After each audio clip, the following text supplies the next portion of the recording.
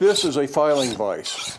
I have several filing vices. Most of them share a common problem, and that is that they only hold parallel in one material size, and that material size usually isn't something that was specifically aimed for. That's just the way the vise comes out. But Matt over at Cloverdale Forge has come up with a filing vise that is self-aligning. The bottom jaw pivots, and that way it will adapt to a variety of different thicknesses. I think this is an excellent idea. He came out with this several months ago. I went over to his website to buy one. They were sold out, so I was going to have to wait for one. Surprisingly, one showed up in the mail just a few days later with a note that said, "We'd like your opinion on this vise." Now, they aren't paying me to do this video. They didn't even ask me to do a video. They just wanted my opinion of how this vise worked and whether or not I liked it, thought it was a good idea or not. But they did send the vise out for free. And to be honest, this is a totally biased video. Why? Because Matt and Rudy at Cloverdale Forge are great people. They do good work, have good designs. The tools that I've seen of theirs in the past have all been wonderful tools. And I really am biased towards buying tools from fellow blacksmiths who do good work. Plus, I think this is an outstanding idea. So let's take a closer look at this and try a variety of different material thicknesses, see how it works.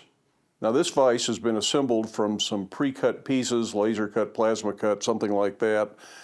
And that makes it a little bit more efficient, which I'm sure helps keep the cost down. 100% forged vises are cool, but they aren't necessarily the most efficient to make. This also allows for the insertion of the adjusting arm. The spacer in here is put in with a really nicely done mortise and tenon joint that's been peened over. And of course there is a spring in here, which means it opens up when you open your vise up. Of course, what really makes it work differently than the others is this pivoting jaw.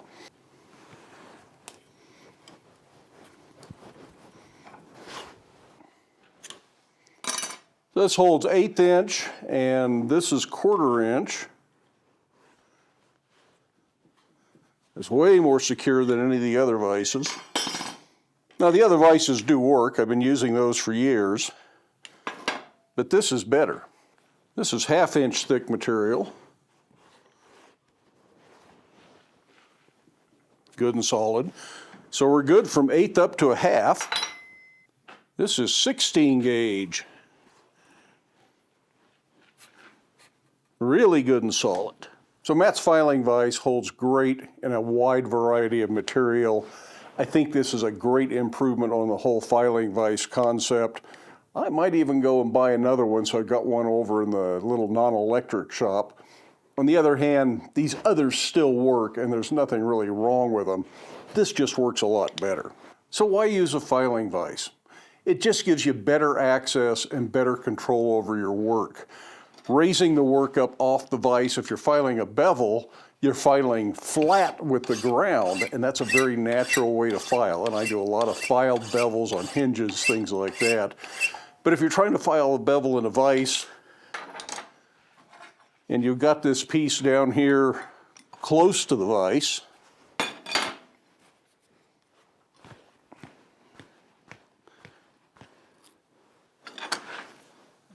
the vise is actually in the way, depending on how large your vise is. And even if it's not, the chances of you banging your knuckles on the vise go up considerably when you're filing down like that. The other thing that is really useful about a filing vise, even if you're filing square to the work, by leaning the work forward, it allows you to see it better without having to get down and look like this the whole time. You can just stand here and look at the work while you're filing. And if you put some sort of a light colored background, it gives you better contrast so you can really see what you're doing well.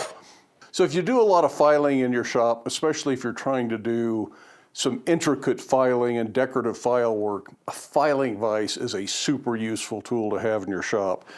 And I think Matt has really hit a home run with this tool. Now, I don't think they actually have this listed on their website right now, so you're going to have to get a hold of them through email or a DM through Instagram. And I'll link their Instagram down below, as well as an email address or their website address, whatever I can find a link, so you have a way to get a hold of them.